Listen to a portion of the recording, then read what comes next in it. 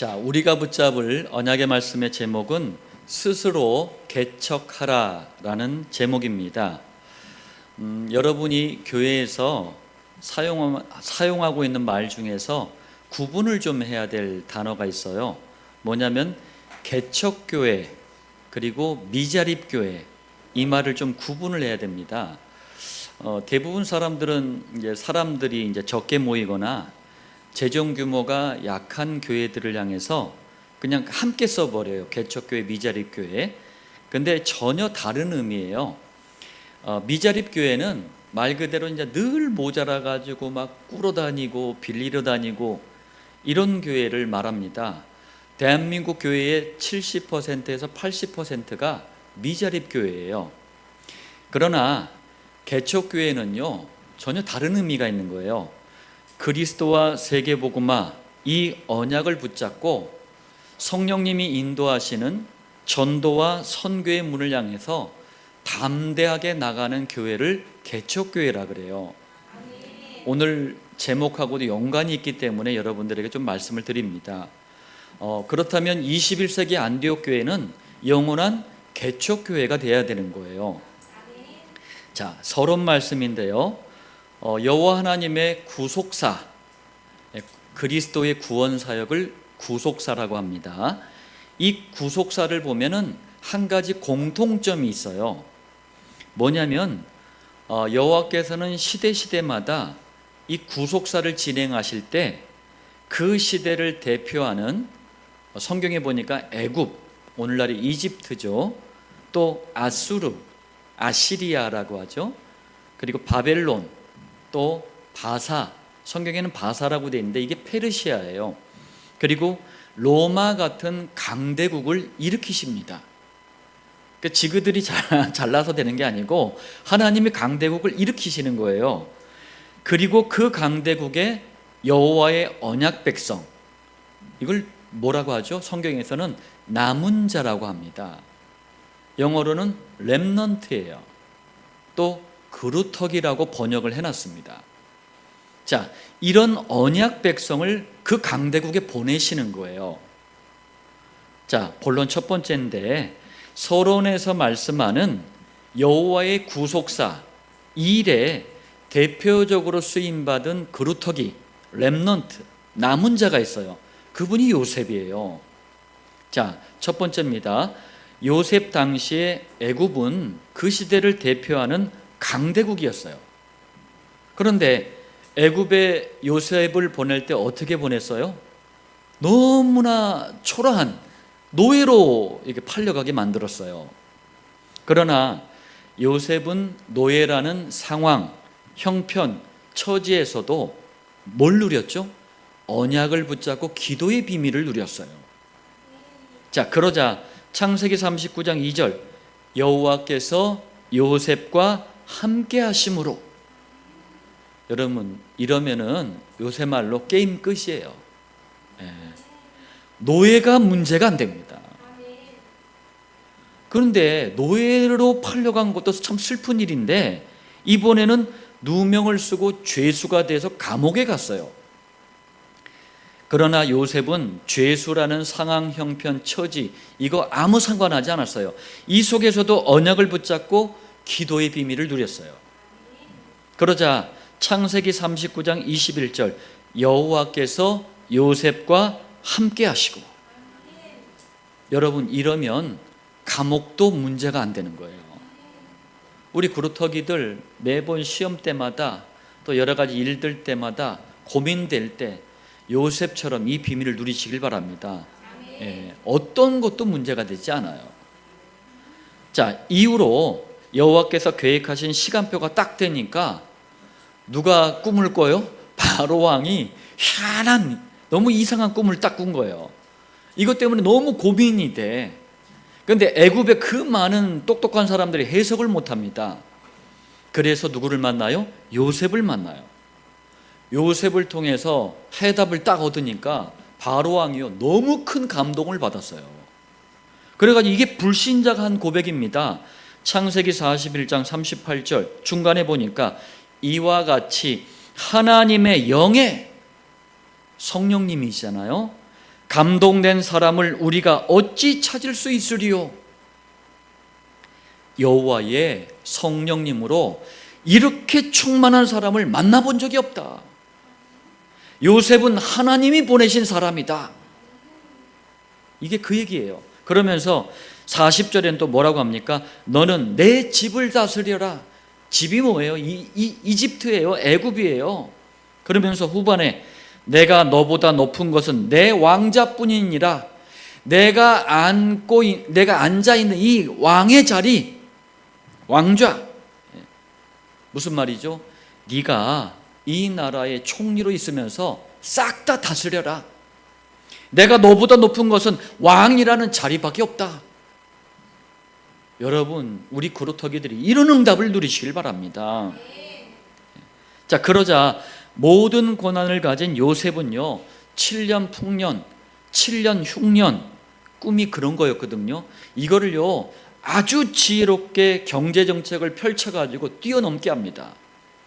7년 풍년이 먼저 왔어요. 그때는 10의 2조, 그러니까 20%씩 전부 다 어떻게 해요? 이 공유를 전부 다, 공물을 싹 다 저장을 해놓는 거예요. 그 다음에 찾아온 게 7년 흉년이에요. 이때는 어떻게 합니까? 그거 가지고 이제 먹고 사는 거예요. 그러면서 주변의 모든 나라 백성들까지 싹 다 살립니다.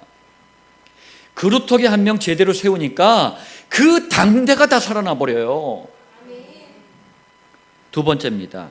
그럼 요셉에게 이런 증거를 주신 여호와 하나님의 진짜 계획이 뭘까요? 다른 게 아닙니다. 애굽으로 아버지 야곱의 가족 70명을 이민 오게 해야 돼요. 그리고 430년 동안 이스라엘이란 민족, 국가를 만들어 주시는 게 진짜 계획이었어요. 만약에 가나안 땅에 야곱의 가족을 그냥 두잖아요. 가나안 땅의 흑암 문화, 타락 문화, 우리 지난주에 얘기했잖아요. 여기에 싹 다 잡혀버려요. 그럼 뭐가 끊어집니까? 그리스도 메시아, 이 혈통이 끊어질 위기에 빠져버린단 말이에요. 가장 중요한 일을 못하는 거예요. 그래서 싹 다 애굽으로 이민을 오게 한 거예요. 그리고 이집트라는 나라가 지금도 그래요. 나일강을 중심으로 농업이 굉장히 발달한 나라인데, 여기 이 나일강 자체가 그때는 신이었어요. 강이 자체가 신이었습니다. 그러다 보니까 애굽의 우상 문화에 또 걸려들까 봐 내륙 지역인 고센 땅으로 이민을 오게 했어요. 내륙 지역이라는 게 뭡니까? 강이나 바다에서 떨어진 지역이거든요.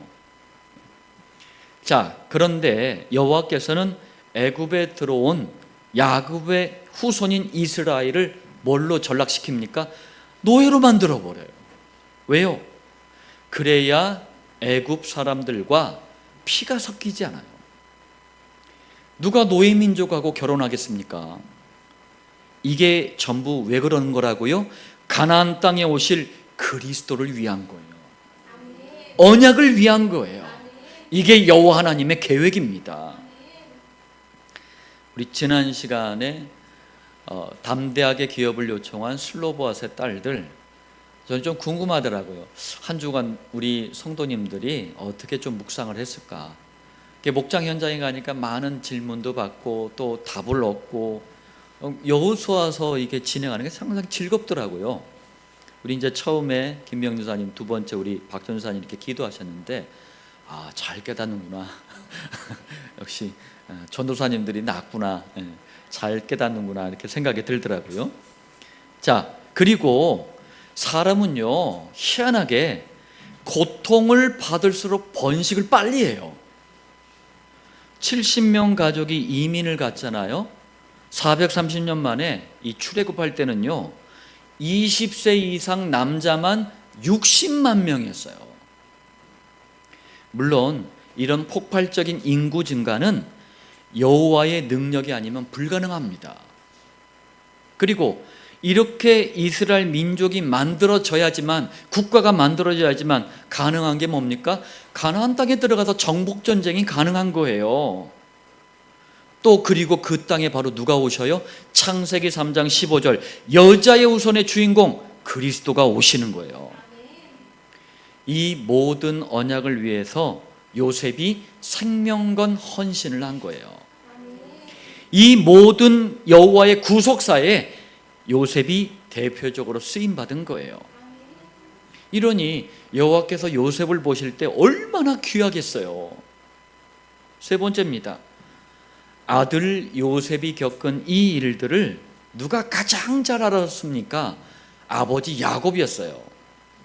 그래서 야곱은 죽음이 가까이 다가오니까 요셉의 두 아들, 야곱에게는 두 손자잖아요. 에브라임, 므낫세를 자기 아들의 반열에 올려버려요. 다시 말하면 요셉의 두 아들 에브라임, 므낫세가 12지파의 반열에 올라간 거예요. 요셉은 비록 창세기 3장 15절 그리스도의 족보에는 못 올라갔잖아요. 그 육신적인 족보에는 못 올라갔잖아요. 그렇지만 두 아들 에브라임, 므낫세 지파가 이 12지파의 반열에 올라가는 명문상 장자가 받는 2배의 축복을 받게 된 거예요. 요셉은 빠져나갔죠. 그리고 레위 지파는 제사장 지파이기 때문에 48개 성읍에 싹 다 흩어져 버려요. 복음과 전도 때문에. 자, 그럼 빠진 두 지파에 누가 들어온 거예요? 에브라임, 므낫세 지파가 들어와 가지고 12지파가 된 거예요. 이거는 대단한 축복입니다. 실제로도 가나안 땅에 들어가기 전 모세가 살아있을 때 요단 동쪽을 차지하잖아요. 그러면서 르우벤 지파, 갓 지파, 므낫세 반 2분의 1 헬프죠. 2분의 1 지파에게 땅을 분배해요. 그리고 가나안 땅에 들어와서는 어떻게 합니까? 유다 지파 다음으로 에브라임 지파, 그리고 나머지 므낫세 반 지파가 또 땅을 분배받습니다. 실제로는 몇 배? 3배의 땅을 차지한 거예요. 모든 성도와 그루터기는 21세기 여호와의 구속사, 그게 7천 목장이에요. 여기에 귀하게 쓰임 받기를 바랍니다. 이게 바로 구속사에 대한 헌신이에요. 이게 바로 언약을 위한 헌신입니다. 언약을 위한 헌신은 당대와 후대가 굉장한 축복을 누려요. 자, 본론 두 번째입니다. 언약의 생명 걸었던 요셉 때문에 자손, 곧 에브라임, 므낫세는 큰 축복을 받았습니다. 제가 이제 한자를 전공하다 보니까 이게 좀 차이가 있어요. 자손이라고 할 때는 자식과 손자를 얘기해요. 후손이라고 할 때는 몇 대가 지난 뒤에 자손을 얘기합니다. 근데 성경에는 이제 우리 선배들이 그냥 번역을 그렇게 해놓은 거예요. 자손으로 주로 많이 번역을 했는데, 자손은 가까운 에브라임, 므낫세, 요셉의 두 아들이었어요. 굉장한 축복을 받았잖아요. 요셉 때문에. 그런데 요셉의 후손, 그게 누굽니까? 이제 시간이 한참 지나서 에브라임 지파, 므낫세 지파를 얘기하는 거예요. 이 지파가 잘못된 특권 의식을 가져버려요. 특권 의식이 뭡니까? 남보다 더 잘났다고 우쭐대는 거예요. 이러면 안 되거든. 자, 첫 번째입니다. 명분상 장자의 축복을 받은 요셉의 후손, 그게 에브라임, 므낫세 지파예요. 두 지파가요 굉장히 자존심도 강하고 자부심, 프라이드도 굉장히 강한 이 지파였어요. 그도 그럴 것이, 여러분, 여호와의 구속사에 가장 크게 쓰임받은 요셉의 후손들이 누굽니까? 이 두 지파란 말이에요. 자존심이 강하고 자부심이 강한 건 어떻게 보면 당연한 거예요. 그런데 그건 누구 때의 일이에요? 요셉 때의 일이에요. 그 후손들도 요셉처럼 언약을 위해서 귀하게 쓰임받아야 되는 거예요. 자동이 아닙니다. 그런데 거꾸로 잘못된 특권 의식을 가져버린 거예요. 이 특권 의식 때문에 언약을 위해서 도전해야 된다는 거, 스스로 개척하는 정신을 잊어버려요. 제가 현장에서 이렇게 사역을 하다 보니까 많은 분들을 만나는데 이렇게 부모가 훌륭한 분들 있잖아요. 이렇게 훌륭한 최 집사님, 우리 연 집사님처럼 이렇게 훌륭한, 우리 김 집사님처럼 훌륭한 분들 있잖아요. 예, 그런 분들이 있어요. 그런데 다 그런 건 아니에요. 그런데 이 부모가 너무 앞서가고 너무 훌륭해 버리면 자녀들이 그거 꿀 빠는 재미에 개척하는 정신, 이 도전하는 정신을 자꾸 이게 놓쳐버리더라고요. 그런 경향이 있어요. 좀 더 설명하자면 우리 두 번째입니다. 가나안 땅을 정복하고 분배하려고 할 때에 이스라엘의 최고 권력자, 영적 지도자가 누구였어요? 여호수아였어요. 그런데 여호수아가 어느 지파였습니까? 에브라임 지파였어요. 자, 이렇다 보니 에브라임 므낫세 형제 지파가 나와가지고 불평을 하는 거예요. 나중에 보겠지만 다른 지파들 중 상당수는요 땅을 조금 받았어요. 불평 안 했어요. 근데 불평하면서 특별한 혜택을 요구합니다. 팔은 안으로 굽는다고 그런 거예요. 여호수아서 17장 14절 요셉 자손이 에브라임 므낫세 지파입니다. 여호수아에게 말하여 이르되 여호와께서 지금까지 내게 복을 주심으로 내가 큰 민족이 되었거늘. 여러분 정말 이렇게 깨달았다면 감사합니다 이러면서 뭐 해야 돼요? Shut up 해야 돼요.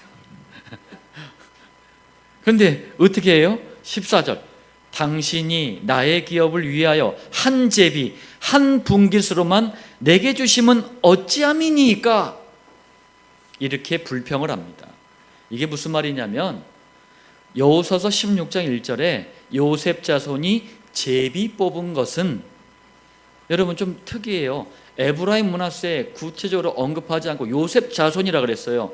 가나안 땅을 분배할 때 에브라임 므낫세를 함께 부른 거예요. 그 대표를.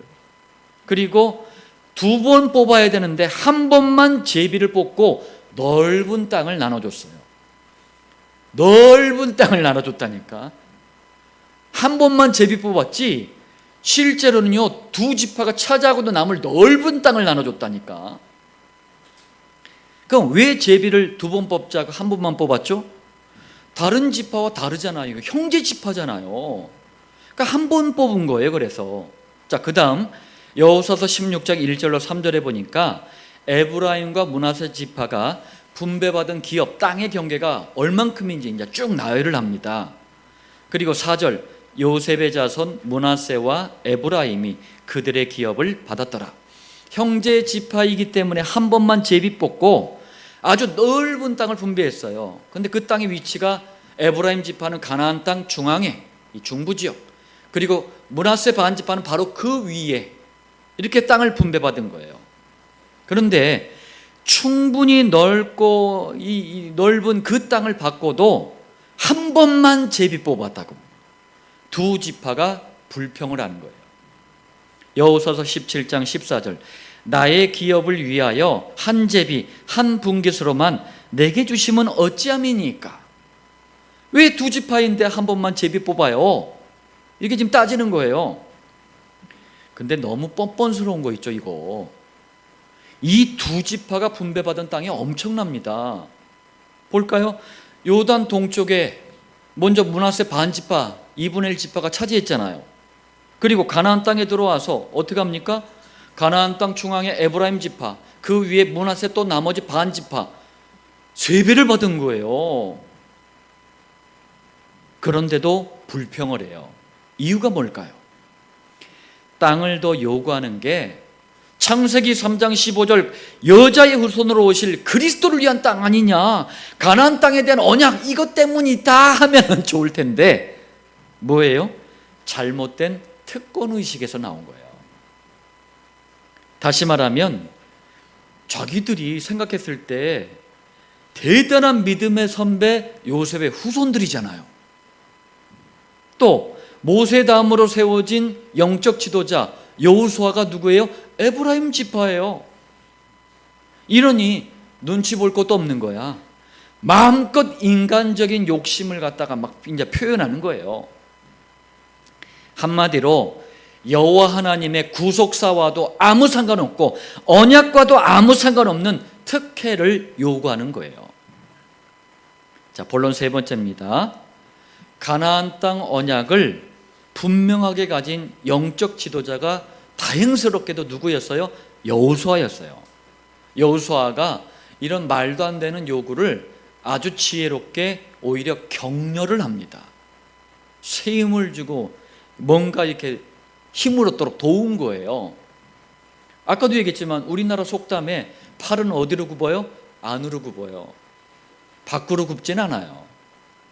그 보통 사람이라면 내 지파 먼저 챙겨야 되겠다 이렇게 할 거 아닙니까?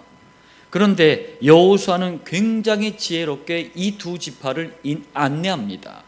첫 번째, 여호수아서 17장 15절이에요. 여호수아가 그들에게 이르되 네가 큰 민족이 되므로. 근데 여러분, 두 지파가 엄청난 축복을 받은 것은 누구 때문이라고요? 언약을 위하여 헌신한 요셉 때문이에요. 근데 먼저 니들이 큰 축복을 받았다. 그리고 에브라임 산지가 네게 너무 좁을진데, 그런데 너희에게 분배된 땅이 너무 좁다라고 생각하냐? 그럼 이렇게 해라. 중간에 후반부에 보니까 삼림에 올라가서, 삼림이라는 게 나무가 우거진 숲을, 황무지들을 얘기를 해요. 올라가서 스스로 개척하라. 너무 큰 축복을 받았기 때문에 너희들이 편안하게 살 땅이 좀 모자르냐? 그럼 받은 기업에 들어가서 스스로 개척해봐라. 다시 말하면 너희는 믿음의 선배 요셉 때문에 큰 축복을 받은 거 아니냐?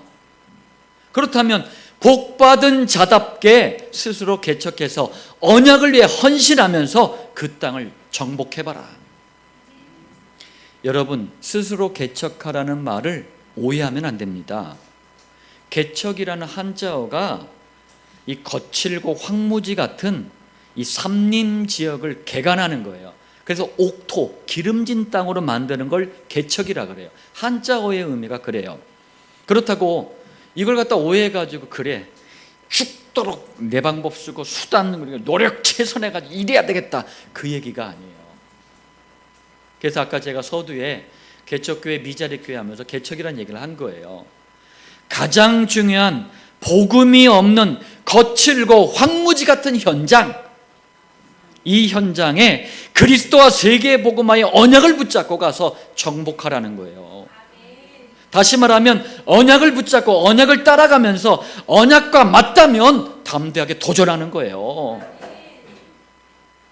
그런데 두 번째입니다.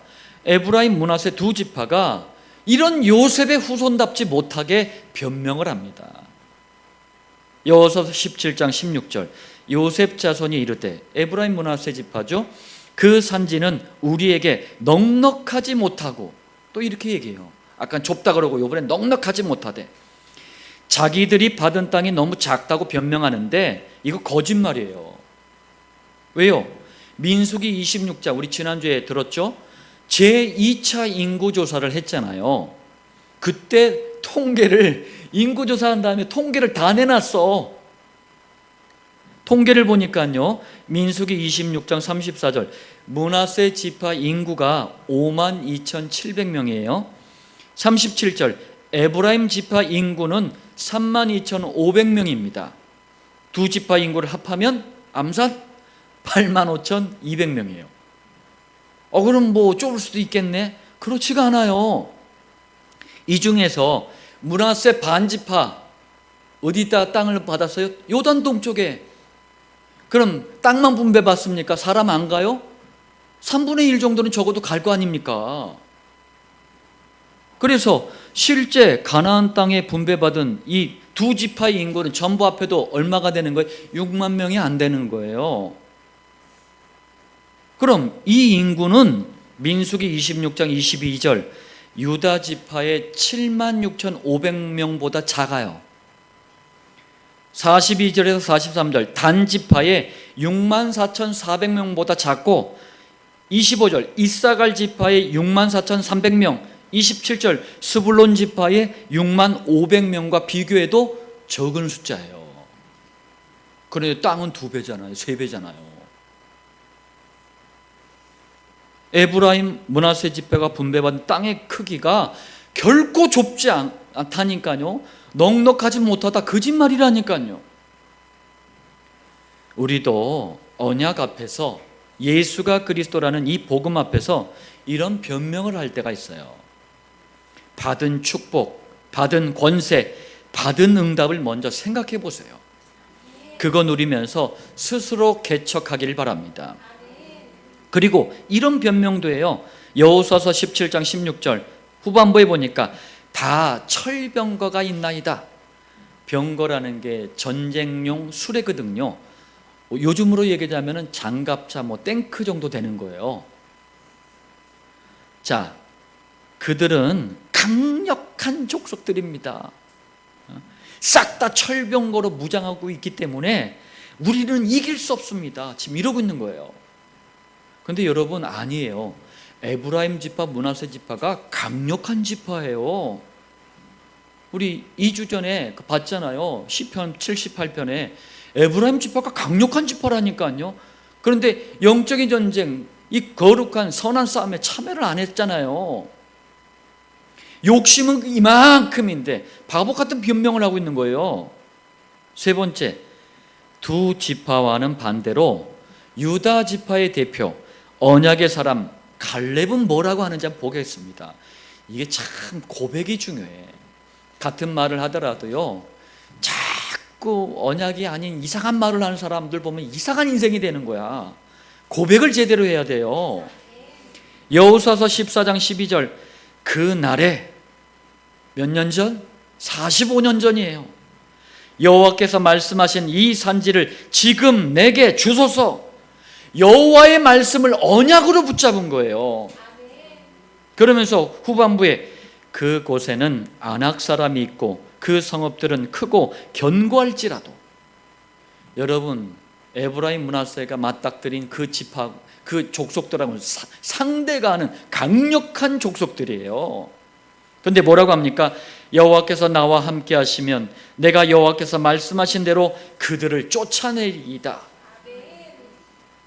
거인들이 사는 안악산지 주십시오. 내 방법, 내 노력, 내 최선이 아니라 여호와께서 주신 언약이니 언약하신 대로 우리가 가서 다 쫓아낼 수 있습니다. 한마디로 스스로 개척한다는 말이 이런 말이에요. 여호와 하나님의 구속사는 항상 갈렙처럼 언약을 굳게 붙잡은 믿음의 사람들을 통해서 이루어졌어요. 갈렙과 그 가정 가문은 그리스도 안에서 스스로 개척하는 개척정신, 도전정신을 가진 거예요. 에브라임 므낫세 두 지파와 비교할 때 어떻습니까? 너무 차이가 나잖아요. 21세기 안디옥 교회 모든 성도, 모든 그루터기는 스스로 개척하는 도전정신을 가지세요. 저희 아들 세화, 물론 저게 제가 넉넉하지도 못하지만 20살 딱 되자마자 자립하라 그랬어요. 대학 학비서부터 시작해가지고 살아가는 모든 거 자립해라. 세화가 잘 따라줬어요. 그런 아이들이 요즘 없다니까. 그런 청년들 없어요.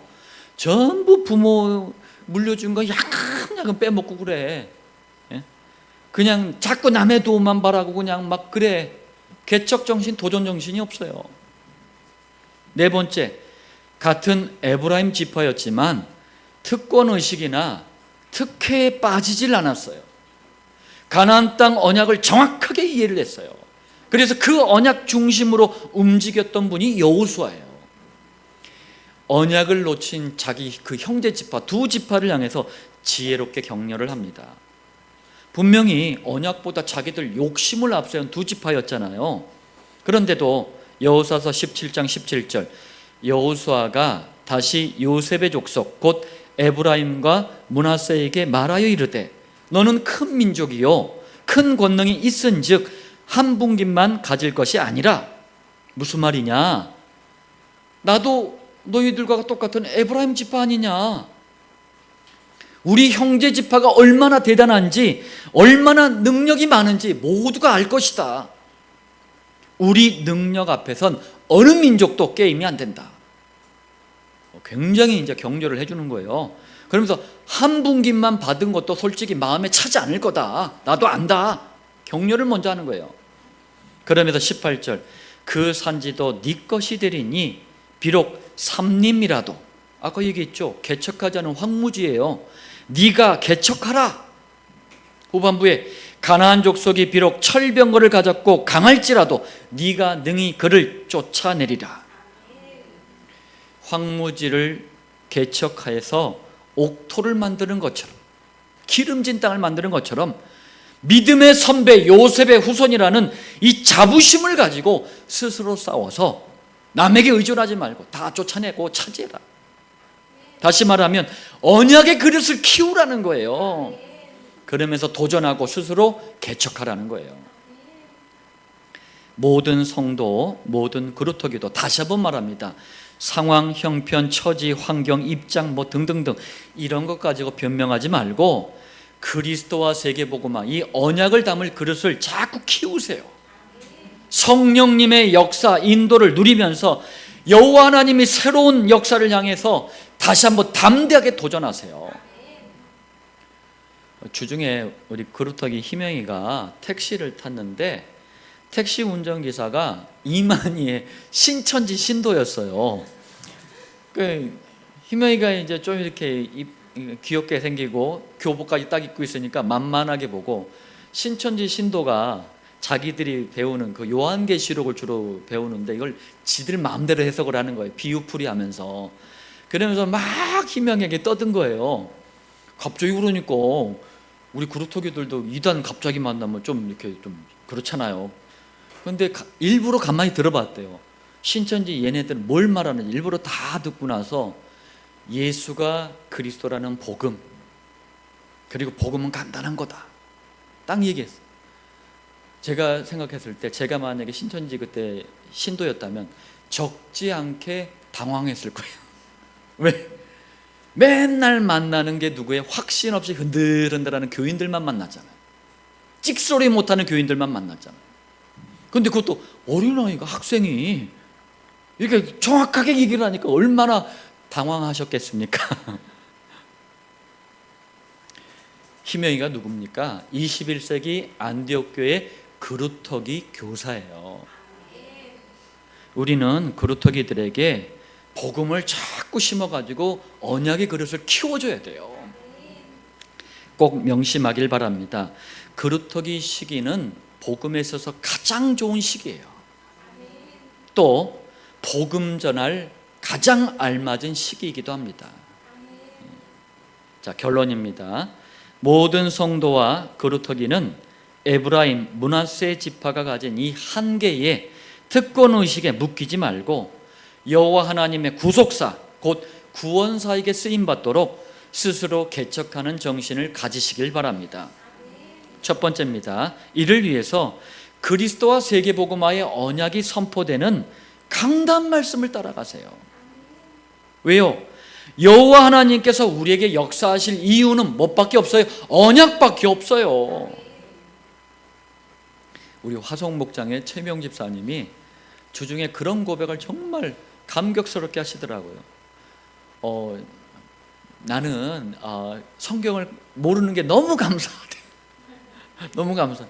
교회는 다녔지만 종교생활했고 성경도 얼렁뚱땅 대강 잘 보지도 않았고 너무 감사하다는 거예요. 이게 왜 감사할까 들어봤더니 그런 거예요. 만약에 그때 종교적인 관점에서, 율법적이고 신비주의적인 이상한 관점에서 성경을 봤다면 그게 오해가 돼버려요. 이게 또 종교는요, 우리 평생의 체질이고 창세기 3장 이후로 물려받은 체질이기 때문에 종교는 쉽게 또 체질이 돼버려요. 그러면은 복음을 딱 들을 때, 언약을 정확하게 딱 들을 때 이게 장애가 돼요. 깨닫는데 시간이 걸리고 자꾸 자기중심적인 해석을 하게 돼요. 근데 나는 그런 게 없으니 너무 감사하다는 거예요. 백색의 도화지에다가 그리스도와 세계복음화의 언약을 그냥 그려주면 돼요. 그대로 다 깨닫고 그대로 흡수하는 거예요. 훨씬 빠릅니다. 누구보다도 훨씬 빨라요. 이러면 저분이 아주 시대적인 분이야. 두 번째입니다. 21세기를 향한 여호와 하나님의 구속사는요, 마치 이스라엘 민족이 가나안 땅을 준비했잖아요. 똑같은 겁니다. 우리는 다시 오실 그리스도, 재림하실 그리스도를 준비해야 돼요. 그게 7천 목장이에요. 여기에 귀하게 쓰임 받으려면 언약을 각인시켜야 돼요. 도장 새기듯 새겨야 돼요. 언약의 뿌리를 내야 돼요. 언약의 체질화를 만들어야 돼요. 그 시간이 바로 강단 말씀을 언약으로 붙잡고 기도하는 정시기도 시간이에요.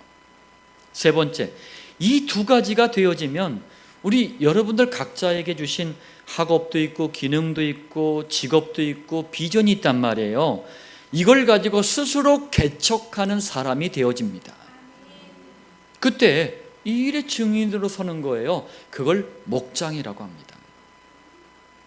21세기 안디옥 교회의 모든 성도, 모든 그루터기들, 그리고 7천 목장의 모든 주의 백성들이 이 말씀을 붙잡고 스스로 개척하는 응답과 은혜가 있기를 살아계신 주 예수님의 이름으로 축복합니다.